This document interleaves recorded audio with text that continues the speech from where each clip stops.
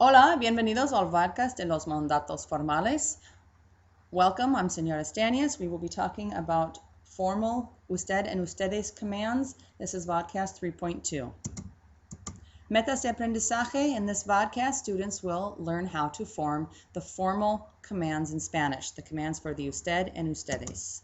Students will be able to use these formal commands to give orders or advice to others that you would normally address in the usted or ustedes forms.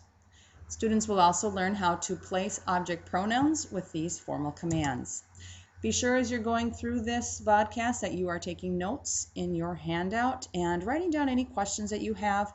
Be sure and pause as you need to in order to take those notes. Here we go.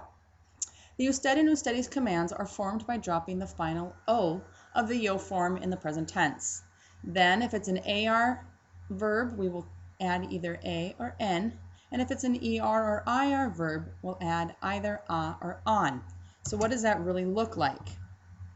If we have our infinitive limpiar, present tense is limpio.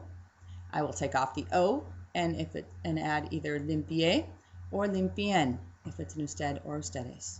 So barrer becomes barra or barran. Sacudir, sacuda, sacudan. Decir, notice that it's irregular in the yo form. That's fine. Go to that present tense yo, digo. Take off the o and add opposite endings. So diga, digan. Pensar. Again, it is a stem changer. No problem. Yo form. Pienso. And add opposite endings. Piense, piensen. Volver, another stem changer. Vuelvo, take off the o. Vuelva, vuelvan. Again, as I said, with those irregular yo forms, not a problem. You go to the present tense yo and you maintain that irregularity throughout these formal commands. Some of the verbs that we know so far that are irregular in the yo form are conducir, to drive, conocer, to know, decir, to say or tell, hacer, to make or to do, ofrecer, to offer, oír, to hear, poner, to put, salir, to go out or leave, tener, to have, traducir, to translate, traer, to bring, venir, to come, and ver, to see. So, some examples. Oiga, don Manolo. Ponga la mesa, por favor. Salgan inmediatamente. Hagan la cama antes de salir. Again, as I mentioned earlier, stem changing verbs also still have that same stem change in formal commands. Some examples. No pierda la llave. Cierren la puerta. So don't lose the key. Close the door. Vuelva temprano. Duerman bien, chicos. Return early. Sleep well, boys. Sirva la sopa, por favor. Repitan las frases. Serve the soup, please. Repeat the sentences. Verbs that are car, gar, or zars also have that same spelling change that they have in the yo form in formal commands. So, a verb like sacar, you change it, so it's saque or saquen. Jugar, juegue, jueguen. Almorzar, almuerce, almuercen. Now there's a small list that these are just irregular. They don't follow any other kinds of rules. You just have to memorize what they are. And here they are. So dar, to give, is de or den. Estar, to be, esté, estén. Ir, to go. Vaya, vayan. Saber, to know. Sepa, sepan. And ser, to be. Sea, sean. Notice there's accents in a couple of them. And again, you just need to learn what the irregular formal command forms are. A couple of examples. Vayan al restaurante nuevo. Sean amables en la clase. To make formal commands negative, all you need to do is place no before the verb.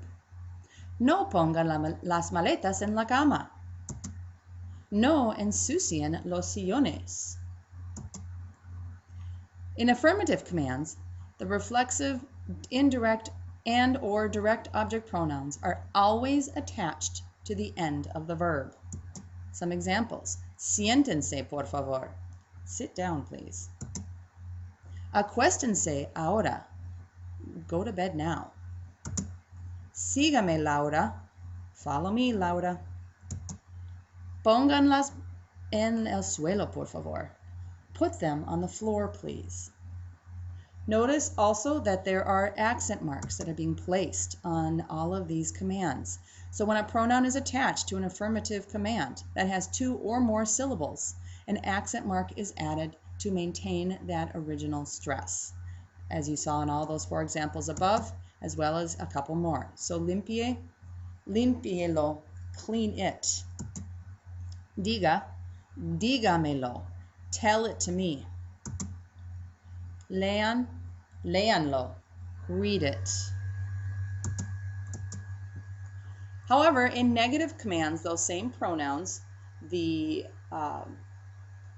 reflexive, indirect, and direct object pronouns are always placed in front of the verb.